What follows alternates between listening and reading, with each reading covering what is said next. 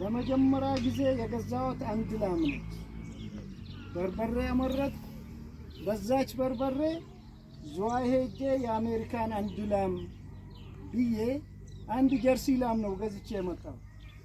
ከዛ በኋላ እዚህ ከተማ እዚህ አካባቢ ከተማውም እንደዚህ የተስፋፋበት ጊዜ አልነበረም። ወተት መሸጥ እንደ ነውር ይቆጠር ነበር። ወተት መሸጥ እንደ ነውር ይቆጠር ነበር። ያችን ላም ሲያመጣ ልክ ከብት አይደለም አምጥቷል ያሉ ሰዎች አውሬ ይዞ መጥቷል ነው ያሉ። ይሄንን ደግሞ እያለማመጥኩ ያቺ ላም ወንድ ወለደች፣ ቀጥላ ሴት ወለደች። የወለደችውን ወንድ ኮርማ አደረኩ። ምክንያቱም ማዳቀል እንደዚህ የተስፋፋበት ጊዜ አልነበረም። የባለሙያም እጥረት የነበረበት ሰዓት ነበር። ከዛ ይሄ እየገፋፋኝ እችን እየቀመስኩ ለሰውም እያስቀመስኩ ሴት እርባታውን ላስፋው ይጠቅማል የሚል ውስጤ ላይ ቁርጥ ሐሳብ ነበር። በዛ ገፋፋውበትና ለዚህ ደረጃ ከብቱ እንዲሰፋ የኮርማ አገልግሎት ኮርማ በራሴ እጠቀማለሁ፣ ለአካባቢው ማህበረሰብ ይጠቅማል ኮርማ። አሁን ብዙ በኔ ኮርማ እጃ አስወልደው ወተት አልበው ከኔ ጋራ እኩል ወተት የሚሸጡ ማሳዎች አሉ። እዚህ ውስጥ ማመን ነው። ከብቱን ማት ይቻላል። እከሌ ብሎ መዘርዘር ማረቆ ወረዳ ጭምር ነው እዚህ መጥቶ የሚጠቀመው በኮርማው ማለት ነው።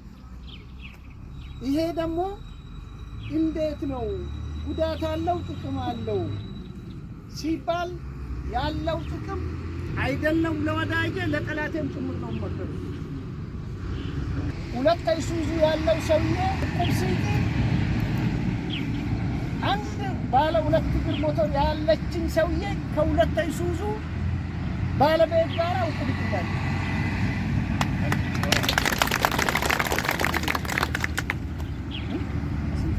ቡታጅራ ላይ የ2 ሚሊዮን 800 አለ።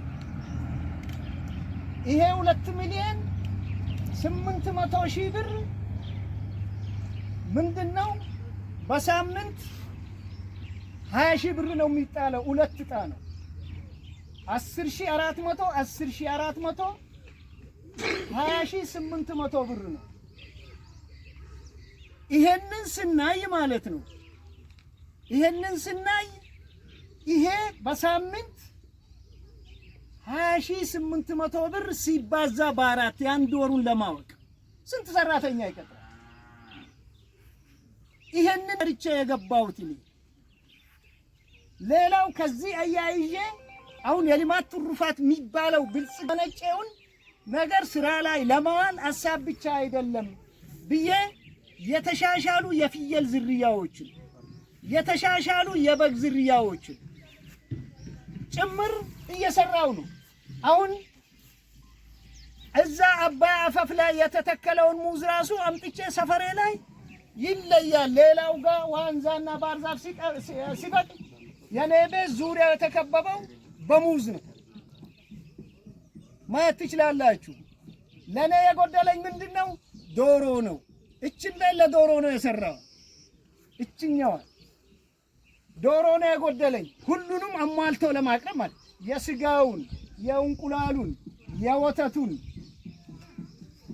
ሌላ ደግሞ ጥምር ግብርና ይሄው እርሻውን አይታችኋል። በቆሎ እንደዛው፣ ስንዴ እንደዛው።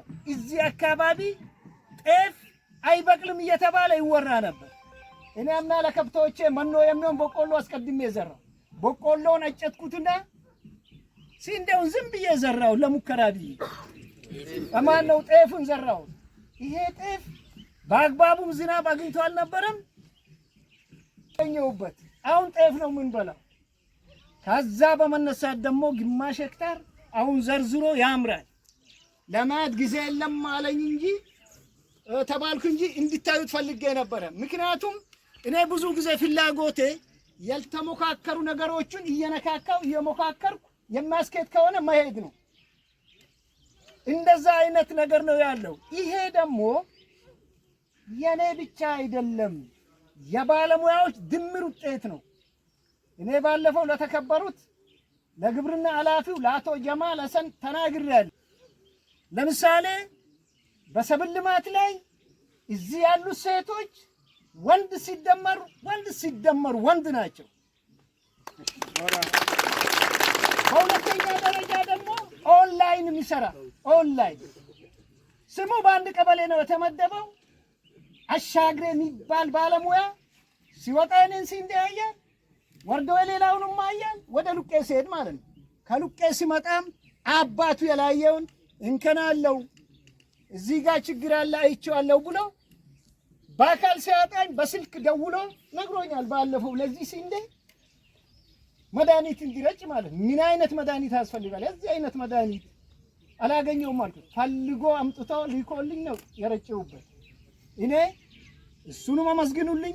ሌላው ደግሞ ከብቶቼ ጋር የእንስሳት ባለሙያዎች እኔ የላየዋቸውን ከብቶች ገላቸው ሲቆሽሽ ቆሽሻው ሊታጠቡ ብሎ እኔ በሌለውበት ለሰራተኞች አመራር የሚሰጡ እነ ኡመር አይነቶቹ እነ ሙዴ አይነቶቹ እነዚህ ባለሙያዎች የሚያደርጉት እንቅስቃሴ ከብቶችን ከኔ በላይ ነው። ቁጥራቸውን ያውቃሉ። ኮርማ መቼ እንደወሰዱ ያውቃሉ። ምን አይነት መድኃኒት እንደሚያስፈልጋቸው ያውቃሉ። ምን አይነት ምግብ እንደሚያስፈልጋቸው ያውቃሉ።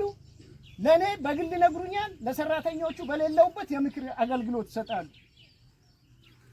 በማታ ማለት ነው በ8 ሰዓት በ9 ሰዓት አንድ ላም ልትወልድ ነው ሲባል ሮጦ የሚወጡ፣ ታመመች ሲባል ሮጦ የሚወጡ ከዚህ ተነስተው ነው ማረቆ ድረስ የሚንቀሳቀሱ እንደዚህ አይነት ባለሙያዎቹንም እንድታመሰግኑልኝ ይፈልጋሉ። ምን ያስፈልጋል? መጠየቅ፣ መወያየት፣ መረዳት ውርደት አይደለም፣ ክብር ነው፣ እውቀት ነው። አንድ ሰው ፉል ነኝ ብሎ ካለ የለውም ስንዝር አይራመድ። እኔ ችሎታዬ ሙሉ ነው ብሎ ካለ ሙሉ ነኝ። ነብዩ አለይሂ ሰላቱ ወሰላም ሙሉ ነኝ አላሉ። የሰው ልጅ ጎደሎ ነው፣ ምን አትከሻል ብሎ መጠየቅ ተገቢ ነው። ስለዚህ እኔ በጣም አመሰግናለሁ። ሲያምጥ በግል ትሸጣለህ፣ ወደ ውጭ ኤክስፖርት ታደርጋለህ። ይሄ ሩቅ እንዳይመስላችሁ። ሌላ ደግሞ እኔ የማግለያ መጋዘን ልሰራ ነው። ማግለያ ሲባል ያረጁ ከብቶችን ትለይበታለህ፣ ታደልባለህ። ወንዶችን ትለያለህ፣ ታደልባለህ። የመኬ ፕሮጀክት ላይ ተብሎ ከውጭ ተደዋውለ ከዚህ ጭነ አውሮፓ ታራግፋለህ። ይሄ ሩቅ እንዳይመስል።